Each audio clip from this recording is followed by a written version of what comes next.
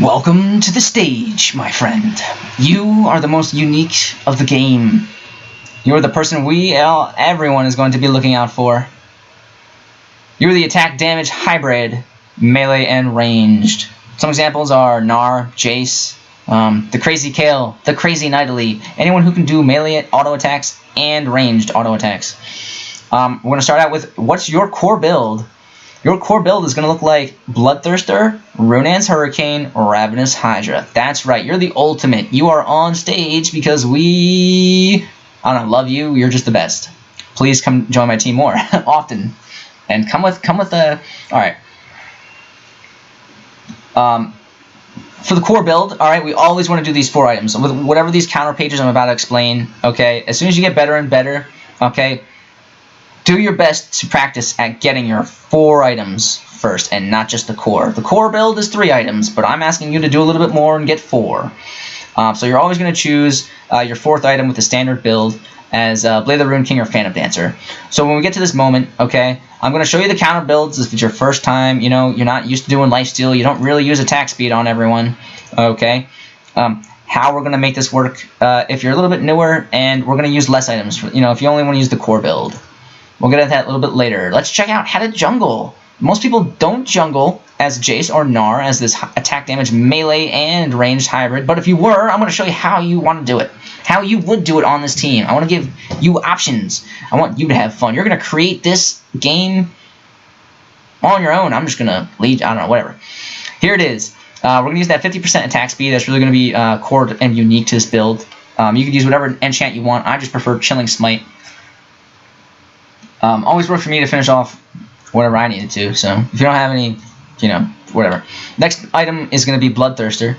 And we're going to move right into, by your 3rd item, we really need you on this team to have your AoE damage items. And the reason why I don't have Ravenous Hydra 2nd, and then I have it 4th, well, the Bloodthirster does prioritize over Ravenous Hydra, considering it's 8% more lifesteal, which is just like a 900 gold item.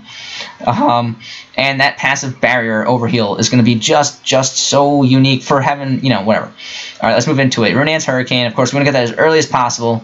And our Ravenous Hydra right after it. So the range and melee were both, in both forms, we're hitting all AoE at 3 or more targets every time.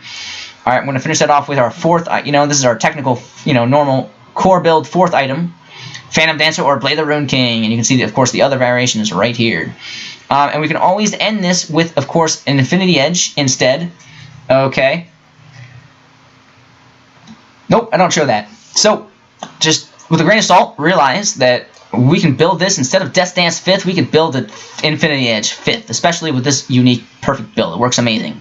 But if you're going for that little bit more tanky, you are on stage. You're the guy we've been looking for. We're going to push you to building Death Dance, because that's going to, oof. Yeah, you're going to be dancing on the stage. It's going to be great.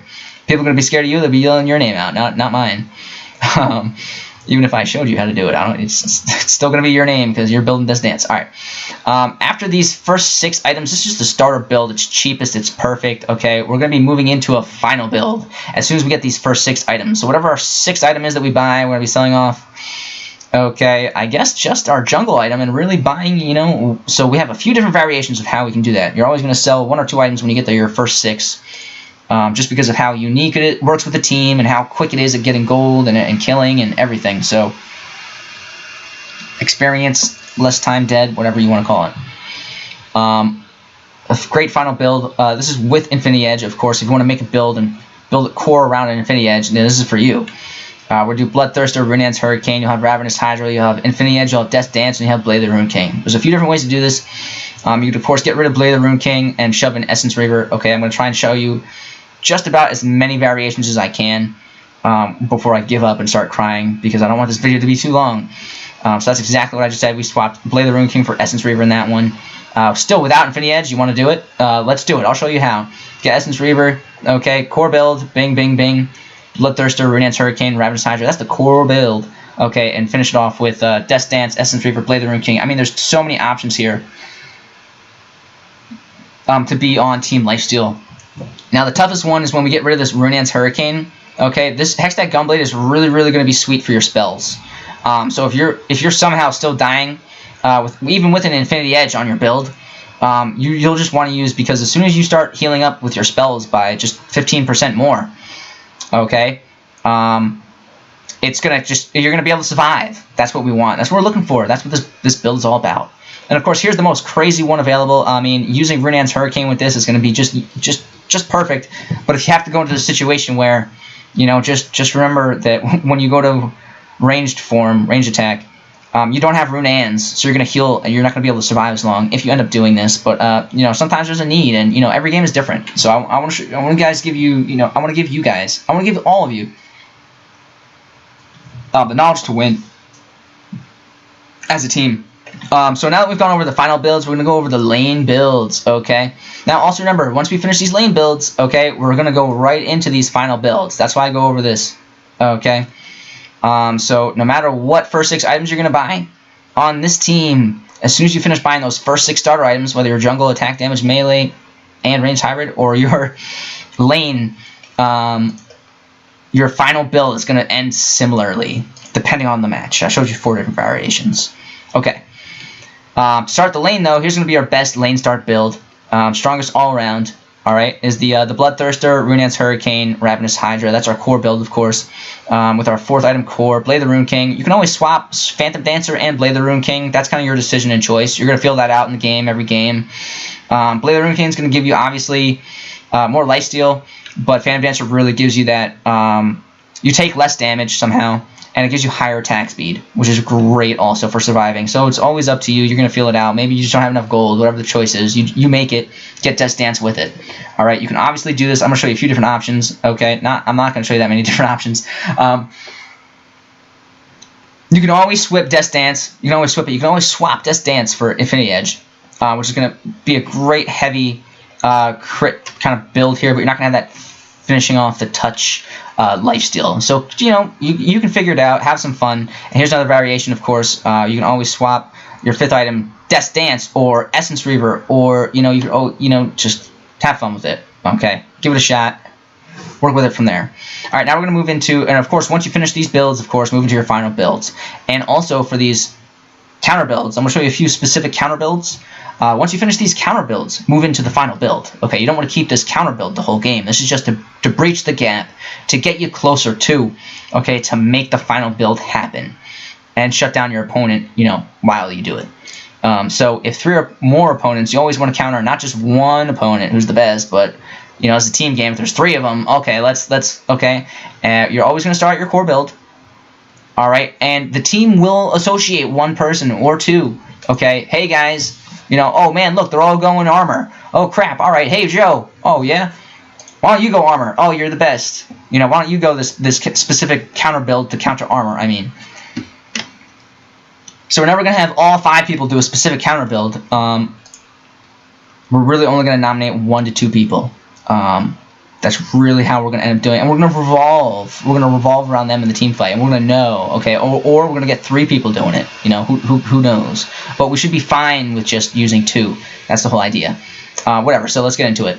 You're going to do your core build. Best for armor is going to be Lord Dominus Regards. Armor Piercing, the best. 24% Black Cleaver, okay, and Lethality, 21.